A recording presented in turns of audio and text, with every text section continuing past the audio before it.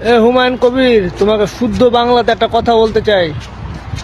তুমি যে 70% আর 30% করছো, এই কথাটা বলা বন্ধ করো। তোমার জন্য কিনা বাইরে অনেক বাঙালির অসুবিধা হচ্ছে, কিন্তু এই হিন্দু মুসলমানের মতন কথা, শুভেন্দুর মতন ভড়কাও ভাষণ দিও না কি ওরা 30% আছে, আমি 70% আছি। অত যদি দম আছে তো যাও শিলিগুড়িতে যে একটা মসজিদ বানিয়ে দেখাও তো, যেখানে যেখানে 30% মুসলমান থাকছে, ওর কি হাল হবে বুঝেছো?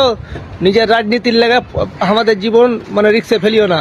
দেখুন, আজকে আমি 30 বছর ধরে পরিযায়ী শ্রমিক হয়ে কাজ করি। ভিন্ন ভিন্ন রাজ্যতে গেছি, কাজ করেছি, প্রায় সব রাজ্যে আমার ঘোরা হয়ে গেছে, কিন্তু এইরকম ঘটনা কিন্তু আমরা কোনোদিন শুনিনি। 2023 সালের পর থেকে যখনই শোনা গেছিল 30% আর 70%, তারপর থেকে কিন্তু এইসব ঘটনা আমরা শুনতে পাচ্ছি। একটা কথা আমি বলে রাখি, রাজা রাজার যুদ্ধ হয়, মরে কিন্তু প্রজা। রাজা কিন্তু মরে না, রাজার একটা চুলও বাঁকা হয় না, কিন্তু সমস্ত ক্ষতি হয় কিন্তু প্রজার।